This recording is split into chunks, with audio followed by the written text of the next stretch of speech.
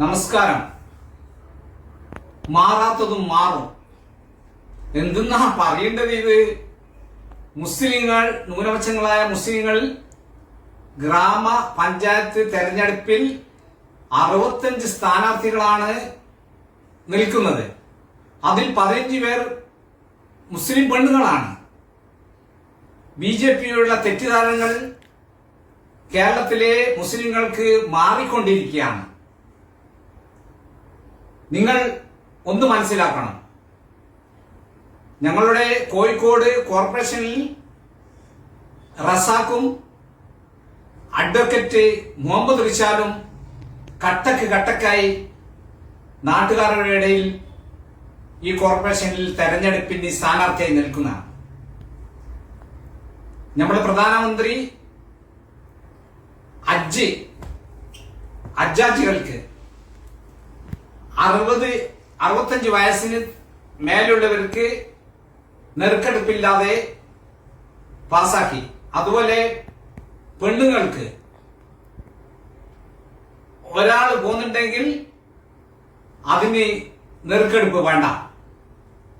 3 എംബർക്കേഷൻ. നിങ്ങൾ അറിയോ, ഹജ്ജ് ഹൗസിൽ പോയി കഴിഞ്ഞാൽ 3 ദിവസം ഹജ്ജാജികൾ അവിടെ താമസിക്കേണ്ടി വരും. ഇന്ന് രാവിലെ പോയി കഴിഞ്ഞാൽ ഉച്ചയാകുമ്പോൾ പ്ലെയിനും കയറി സൗദിയിലേക്ക് എത്താൻ പറ്റുന്ന സംവിധാനം ഉണ്ടാക്കിയത്.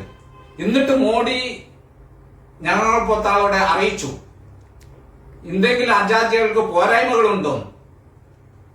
അപ്പോൾ ഞാൻ ചെയർമാനായ അബ്ദുള്ള കുട്ടിയോട് പറഞ്ഞ് 60 വയസ്സിന് ശേഷമുള്ളവർക്ക് നെറുക്കെടുപ്പ് ആക്കണം, 65 ആക്കരുത്. അതുപോലെ കഴിഞ്ഞ പ്രാവശ്യം നെറുക്കെടുപ്പിൽ വരാത്തവർക്ക് ഈ പ്രാവശ്യം നെറുക്കെടുപ്പില്ലാതെ കൊടുക്കണമെന്നും പറഞ്ഞിട്ടുണ്ട്. അത് മോഡിയുടെ ശ്രദ്ധയിൽപ്പെടുത്തിയിട്ടുണ്ട്. അതുപോലെ ഹജ്ജ് ചെയർമാനായ അബ്ദുള്ള കുട്ടിയുടെ ശ്രദ്ധയിൽപ്പെടുത്തിയിട്ടുണ്ട്. അത് നടക്കുമെന്ന് വിചാരിക്കുന്നു.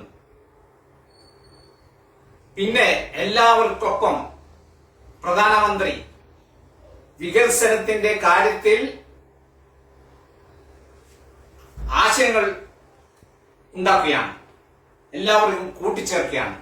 അതിനെ ഞങ്ങളുടെ ഈ കേരളത്തിലുള്ള എല്ലാ മതസ്ഥരും കൈകോർത്ത് ഈ ഗ്രാമപഞ്ചായത്തിന്റെ തെരഞ്ഞെടുപ്പിൽ BJP സ്ഥാനാർത്ഥികളെ വൻ ഭൂരിപക്ഷത്തോടെ ജയിപ്പിക്കണമെന്ന് അഭ്യർത്ഥിക്കുന്നു.